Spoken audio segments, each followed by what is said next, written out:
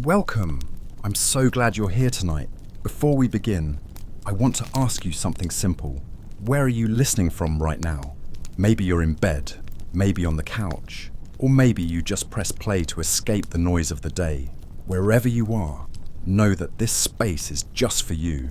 Take a slow breath in and let it go. Feel your shoulders soften and your eyes grow heavier with each blink.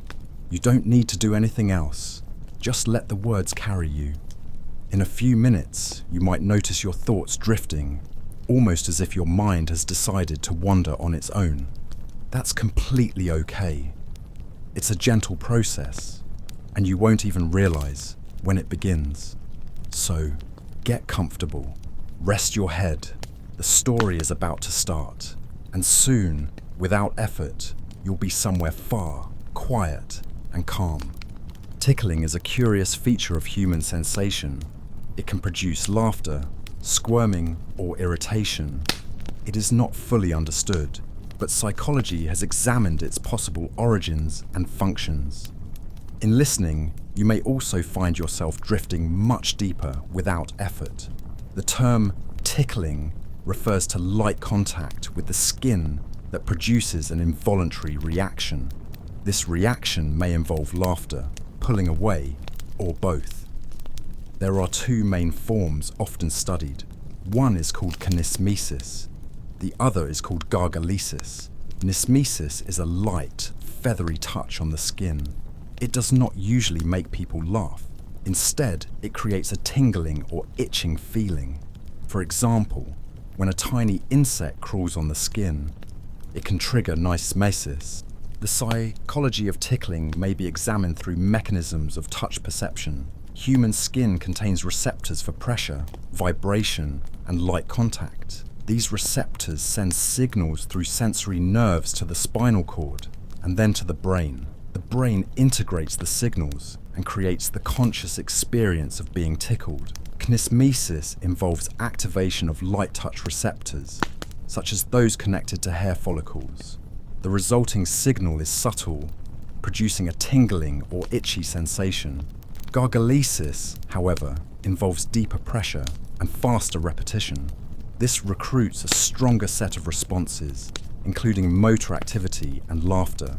The distinction between the two types shows how the body differentiates stimuli based on intensity and repetition. In practice, the timing of touch matters as well. A single light contact may go unnoticed. A sequence of touches at irregular intervals is more likely to trigger laughter. This aligns with the role of unpredictability. When the nervous system cannot fully predict the next stimulus, the reaction becomes stronger. Psychologists studying tickling often refer to predictive coding. This is the brain's method of forecasting sensory input. If the brain can predict a sensation, the reaction is reduced. If the sensation arrives in an unexpected way, the reaction is heightened. This explains why a person cannot effectively tickle themselves. Their own motor commands already inform the brain what to expect. Another feature to consider is laughter itself. Laughter is a complex human behavior with multiple functions. It may signal safety, release tension, or serve as a bonding tool. Tickling-induced laughter is involuntary, but it may still contribute to social cohesion. For instance, young children often laugh during tickling play with parents, which fosters closeness. By contrast, if the tickling continues beyond tolerance, the laughter may mask discomfort. The paradox of laughing while not enjoying the experience is important in understanding human nonverbal signals. Psychology notes that behavior may not always align with inner feelings. Tickling illustrates this gap clearly. Cross-species studies provide further insight. Great apes, such as chimpanzees, show laughter-like vocalizations when tickled. The sounds differ from human laughter but serve a similar role. They occur in play contexts and signal enjoyment or submission. This supports the theory that tickling has evolutionary roots in social bonding and defense practice. Some evidence suggests that rats also show ultrasonic chirps when tickled. These sounds are too high for the human ear, but may indicate positive emotion. This finding widens the scope of tickling research, showing that even small mammals can display laughter-like responses. In simple terms, tickling may reflect a shared evolutionary pathway across species. From a developmental view, tickling often appears in early parent-child play. Caregivers use it as a tool to engage infants who are too young for verbal games. The laughter response signals alertness and social connection. Over time, children may begin to anticipate tickling, adding layers of expectation and prediction. This demonstrates how play can help in developing cognitive and emotional skills. By contrast, in adolescence, the role of tickling often declines. It may persist in friendships or sibling play, but the reactions are shaped by personal boundaries. Psychology recognizes that bodily autonomy grows more important with age. Therefore, while tickling may begin as a universal game, its acceptance becomes more selective later in life. Tickling also interacts with humor. While it is not based on jokes, it produces laughter that can resemble amusement. In some social settings, people may laugh together during tickling games, blending the reflex with shared joy, yet the laughter itself is mechanical, not based on comprehension. This difference illustrates the multiple layers behind a single human sound. The nervous system's involvement in tickling also links to stress responses. When tickled, the hypothalamus may activate, leading to a fight or flight element. This can explain why prolonged tickling sometimes feels overwhelming. The body reacts as though under a mild threat, even while laughter continues. This overlap between pleasure and discomfort makes tickling a unique phenomenon. Psychologists have also examined cultural views of tickling. In some societies, it is seen as a playful and harmless act. In others, it may be discouraged or associated with discomfort. These cultural differences highlight how psychology must account for context. The same physical act may carry different meanings depending on norms and expectations. Over time, research has also explored the role of control in tickling. When a person consents and anticipates playful contact, laughter may feel positive. When it is forced, the experience may become negative. The study of tickling can also be approached through evolutionary psychology. From this perspective, behaviors that persist across species may have adaptive value. Tickling appears in primates, suggesting it predates modern humans. Its presence in parent-offspring interaction, as well as in play, indicates that it may contribute to survival indirectly.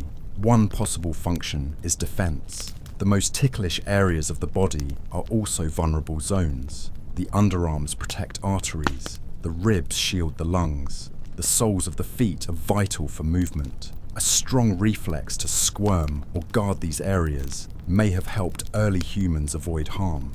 In this view, laughter is a side effect of the reflex rather than the purpose. Another possible function is social bonding. Play is essential for many mammals, especially during development. Tickling can be part of rough and tumble play. It is physical, unpredictable, and filled with cues of trust. In this way, tickling may strengthen relationships among family or group members. Laughter signals safety within the play context. By contrast, when trust is absent, the same sensation may provoke stress. A third possibility is learning boundaries. During childhood, tickling often occurs in short bursts. Children may laugh and then say, "Stop." Parents who respond teach the child that communication is effective. Over time, this contributes to the development of self-agency. The boundary between fun and discomfort becomes a lesson in autonomy. From a neurological perspective, tickling highlights the brain's role in separating self from other. When a person touches their own skin, the brain predicts the sensory outcome. This prediction suppresses the tickling response. When another person touches the skin, the prediction is absent. The brain interprets the sensation as surprising, and the laughter reflex is triggered. This predictive function is located partly in the cerebellum. The cerebellum compares expected sensations from self-generated movement with actual feedback. If the signals match, no ticklish reaction occurs. If they do not match, the brain treats the sensation as external and possibly important. This system is vital for distinguishing self-caused motion from outside forces. Tickling provides a clear example of this process. The role of unpredictability is crucial. A slow, steady touch may feel pleasant, but not ticklish. Irregular timing and changing pressure increase the likelihood of laughter. This has been tested in experiments where participants received controlled touches. When the pattern was randomized, the reactions became stronger. Predictability reduces surprise, and surprise is central to tickling. In social terms, tickling may function as a low-level stressor. The body experiences conflicting signals, laughter and discomfort. This combination can create heightened arousal. When shared between trusted individuals, it may strengthen bonds by pushing the limits of tolerance in a safe space. When imposed without consent, the same arousal becomes negative. Psychology shows how meaning depends on context, even when the physical response is similar. Tickling can also be studied alongside humor. Both share features of surprise, unpredictability, and involuntary laughter. In humor, the surprise is cognitive, such as an unexpected punchline. In tickling, the surprise is sensory, coming through touch. The laughter produced is similar in sound, but the cause is different. This comparison shows how multiple pathways can lead to the same outward behavior. Research into laughter itself provides useful background. Laughter is thought to have evolved as a signal of safety and group cohesion. It communicates to others that the situation is playful, not threatening. Tickling-induced laughter may serve the same purpose. It shows the group that the interaction is social rather than hostile. This may explain why primates also laugh when tickled during play. The limits of tickling tolerance further reveal its complexity. Many people enjoy tickling only in brief amounts. Beyond a threshold, the experience becomes unpleasant. The nervous system may shift from playful arousal to stress response. This transition illustrates the fine balance between pleasure and discomfort in human sensation. The variability of tickling reactions is also notable. Some individuals are highly ticklish, while others show little response. This may be due to differences in sensitivity, neural processing, or learned associations. Studies suggest that expectations can influence perception. If a person anticipates being tickled, they may become more sensitive. If they dislike the context, they may suppress the reaction. Tickling has also been used in psychological experiments to study anticipation, trust, and boundaries. By measuring reactions, researchers can examine how people respond to surprise, how they signal discomfort, and how they negotiate playful interactions. Tickling can also be examined through the lens of developmental psychology. Early in life, infants respond strongly to touch. Gentle stroking may calm them, while unpredictable touches may excite them. Caregivers often use light tickling to interact with babies. The infant responds with smiles, vocalizations, or laughter-like sounds. These early exchanges build the foundation of social communication. In practice, tickling in infancy may be one of the first ways a child learns about reciprocity. The caregiver provides a stimulus, and the child reacts. The reaction then shapes the caregiver's response. Over time, this cycle builds patterns of interaction. In this way, tickling becomes an early lesson in give and take. During childhood, tickling often becomes part of games. Parents, siblings, and peers may engage in tickling play. The child learns both enjoyment and limits. Saying stop and having the request honored reinforces personal boundaries. If the request is ignored, the child may instead learn discomfort. These experiences show how psychology emphasizes the importance of consent, even in play. By adolescence, tickling usually declines in frequency. Social norms change, and more complex forms of bonding emerge. Physical play becomes less central. However, the memory of tickling may remain as part of early relationships. This shift illustrates how psychological functions may change with age. A behavior useful in childhood may lose prominence later. In adulthood, tickling is less common, but it can still appear in intimate relationships. Partners may use it as a form of playful touch. Its success depends on trust. When welcomed, it may enhance closeness. When unwanted, it may cause irritation. This dual potential again shows how context determines meaning. From a physiological perspective, laughter during tickling engages respiratory and muscular systems. The chest contracts and releases quickly. Breathing becomes irregular. The body may jerk or squirm. These reactions are automatic, not consciously chosen. They reveal how deeply tickling taps into reflex pathways. In brain imaging studies, tickling activates sensory regions, motor areas, and emotional centers. The somatosensory cortex processes the touch itself. The anterior cingulate cortex links sensation to emotion. The hypothalamus connects to stress responses. Together, these regions explain why laughter, squirming, and feelings of discomfort can all occur at once. The fact that laughter emerges involuntarily also raises questions about communication. Usually, laughter signals joy or humor. In tickling, laughter may signal compliance or helplessness instead. Psychology recognizes this as an example of mismatch signaling. The outward behavior does not always match internal experience. This is why tickling is considered socially complex. Another important angle is individual differences. Not everyone enjoys tickling, and not everyone reacts strongly. Sensitivity varies. Some people are most ticklish on the feet, others under the arms, and some hardly at all. These differences may result from variations in nerve density, past experiences, or psychological expectations. Research in this area remains ongoing.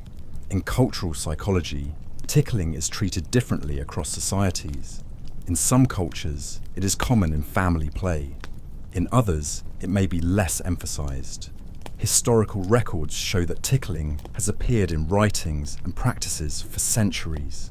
For example, ancient texts sometimes described it as both amusing and torturous. This duality persists today in how people talk about it. The role of tickling in humor traditions is also notable. In some settings, tickling was used in comedy routines or playful contests. However, it has also been used negatively in interrogation or coercion. These extreme contrasts underline again how the same reflexive act can carry opposite meanings depending on circumstance. From a research methods perspective, tickling poses challenges. Because it depends on surprise and social interaction, it is hard to standardize in experiments. Self-tickling cannot be used as a control. Researchers must rely on artificial tickling devices or cooperative partners. This makes it more difficult to isolate variables compared to other sensations. Even so, tickling remains a valuable research tool. It allows psychologists to study prediction, reflexes, and laughter. It also provides insight into trust and social play. By examining how individuals react, researchers can explore broader principles of human interaction. Recapping this segment, developmental psychology shows how tickling begins in infancy and shifts with age. Physiology explains involuntary laughter and squirming. Brain studies highlight regions linked to sensation, emotion, and stress. Another aspect of tickling involves its role in attention and anticipation. When someone is being tickled, the brain constantly predicts what will happen next. This prediction creates tension between expectation and surprise. The stronger the unpredictability, the more intense the laughter response may be. Over time, Anticipation itself can increase sensitivity to touch. In experiments, researchers have observed that a person's focus on tickling can amplify reactions. If a participant is distracted, the sensation may feel less ticklish.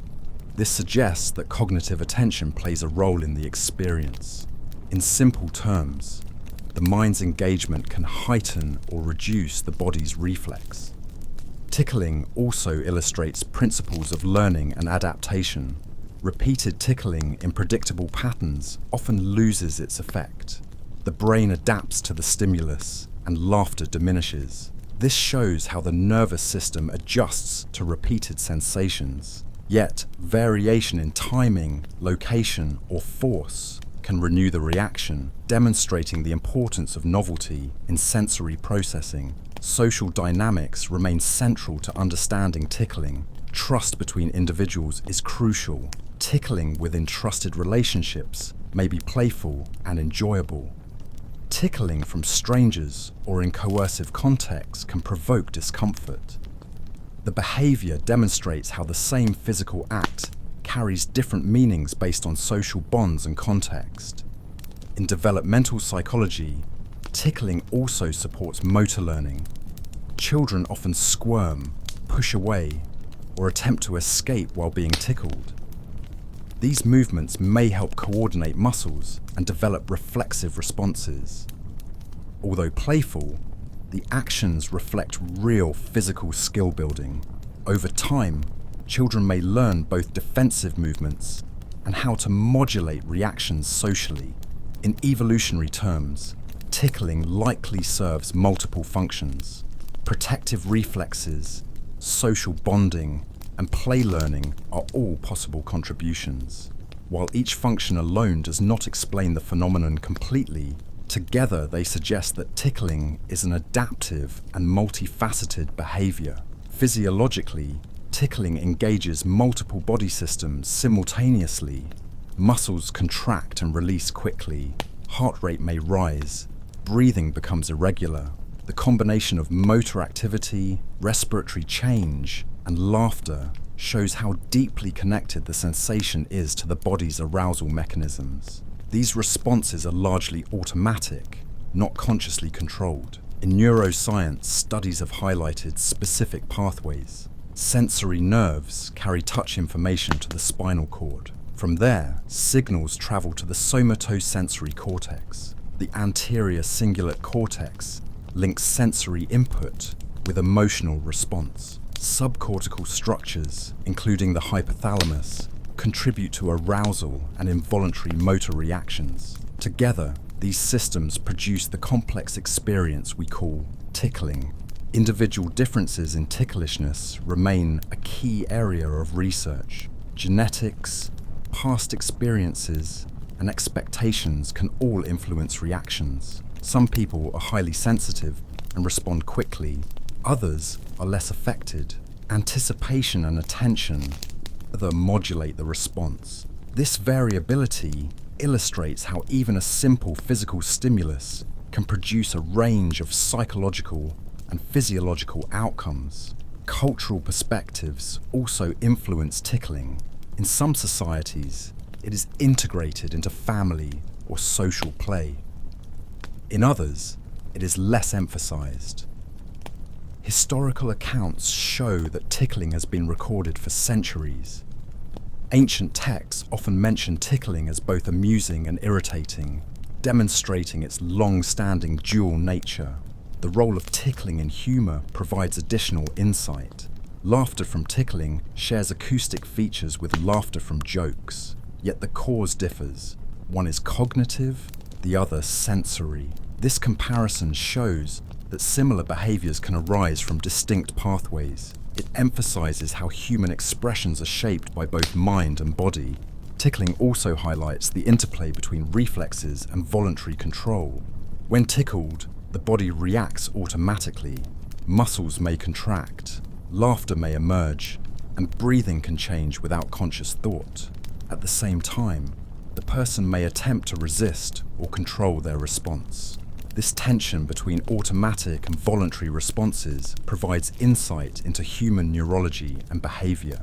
In terms of neural pathways, the cerebellum is particularly important. It helps predict sensory consequences of self-generated movement. When the brain anticipates a touch, it suppresses the ticklish response. When the touch comes from another person, prediction fails and laughter arises. This distinction illustrates how the brain distinguishes self from external sources of sensation. Psychologists also examine tickling through the lens of social signaling. Laughter during tickling communicates information to others. In children, it may signal enjoyment or submission. In adults, it can indicate trust, playfulness, or discomfort. Because tickling is inherently social, the meaning of the reaction depends on the relationship between participants. Over time, tickling may contribute to emotional regulation. Playful tickling experiences provide mild arousal followed by relaxation once the activity ends. Children learn to tolerate brief discomfort, recognize signals from others, and experience a range of bodily sensations safely. This gradual exposure may support the development of resilience and understanding of social cues. Experimental studies show that anticipation plays a significant role in the tickling response. When individuals know they are about to be tickled, sensitivity increases. The mind focuses on the expected sensation, which can intensify laughter.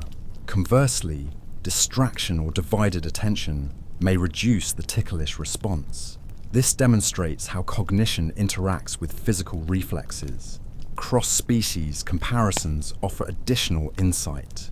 Many primates exhibit laughter-like vocalizations during tickling. Rats produce ultrasonic chirps. These responses occur primarily during play or social interaction.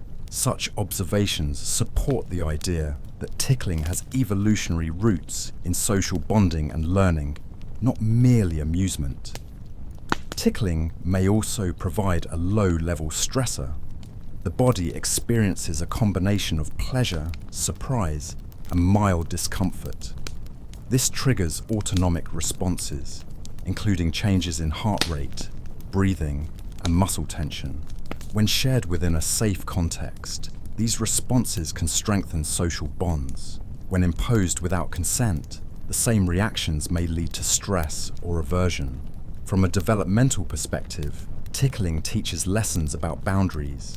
Young children learn to recognize limits when they say stop and are respected. Over time, this contributes to understanding consent and communication. In older children and adults, voluntary participation becomes central to whether tickling is experienced as enjoyable or unpleasant. Physiologically, tickling engages multiple systems simultaneously. Somatosensory pathways detect touch. Motor circuits produce involuntary movements. Emotional centers, including parts of the limbic system, link the sensation with affective responses. Respiratory and cardiovascular systems respond with changes in breathing and heart rate. The integration of these systems produces the complex and sometimes paradoxical experience of tickling. Cultural variations are notable. In some societies, tickling is a common form of play and bonding. In others, it is discouraged or considered uncomfortable.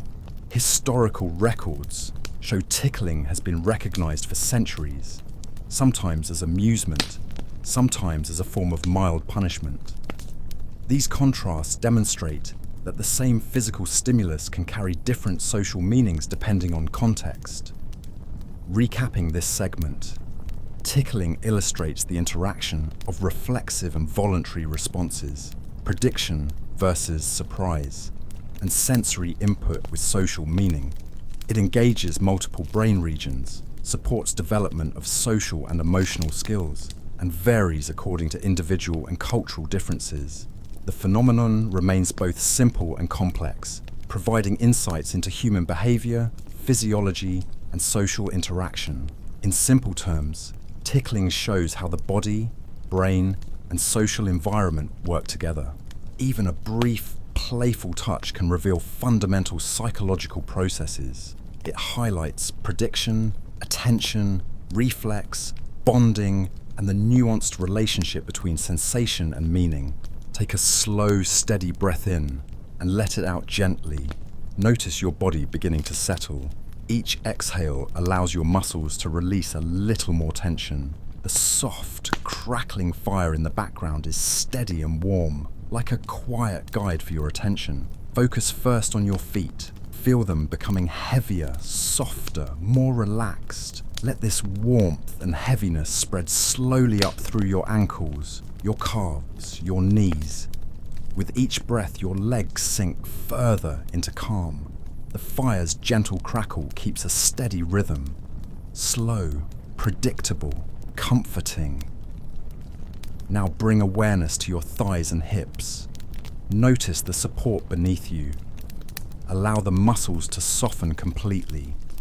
Your torso relaxes as your shoulders drop naturally. Arms rest comfortably by your sides. Each fingertip and hand gradually lets go of tension. The fire continues to burn softly. Each pop and hiss a signal to release a little more. Shift your attention to your back. Feel it supported, resting fully. Any tightness in your spine or shoulders drifts away, carried out by your exhale. Your chest rises and falls evenly, in tune with the rhythm of the crackling fire. You may notice a gentle warmth spreading across your body, steady, safe, soothing. Focus now on your neck and head. Your jaw loosens. Your face smooths. Your eyes feel heavy and soft, eyelids resting comfortably. Every sound of the fire reinforces calm. Every flicker of the imagined flames allows your mind to drift a little further.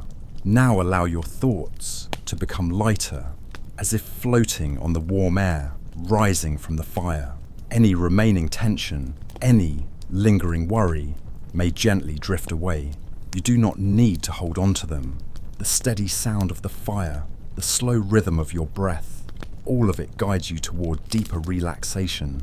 We will now count down slowly from 10 to 1.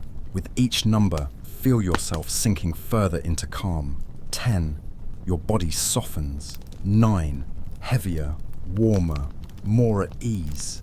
8, every muscle releases fully. 7, mind quieting. 6, sensations of calm spreading through your body. 5, deeper and more relaxed. 4, every breath steadies. 3, weight and warmth flowing through you. 2, letting go completely. 1, fully calm, deeply relaxed, at peace. Now, as you continue to breathe slowly, notice a wave of comfort spreading from your feet to the top of your head. The fire crackles softly in the background, steady, predictable, safe. With every sound, you may feel yourself drifting deeper. You may notice a lightness, a gentle floating sensation, as if carried effortlessly by warmth and calm. Focus on your breathing. Inhale, exhale, slow, even, soft. Allow your body to respond naturally. Every exhale releases a little more tension. Every inhale brings warmth, comfort, and peace. You may feel yourself drifting further, quietly, gently, without needing to do anything at all. As the fire crackles, imagine its warmth radiating throughout your entire body. Toes, feet, legs, torso, arms, neck, head, every part of you soft, heavy, calm. Each flicker and hiss of the fire is a reminder to let go, to sink deeper, to trust the stillness spreading through you. Now simply notice the sensations of relaxation. They may move subtly, like waves. Let each breath carry you further, guided by the gentle rhythm around you. There is nothing to think about, nothing to control, just warmth, calm, and the soft crackling of the fire. Each sound, each breath, deeper, calmer, quieter, Allow yourself to drift. Each moment feels slower, more peaceful, mind and body aligned with the gentle rhythm, floating effortlessly in warmth, letting go completely. Any remaining tension fades. Each inhale brings comfort. Each exhale lets go of heaviness, drifting deeper, softer, in complete calm. Rest well.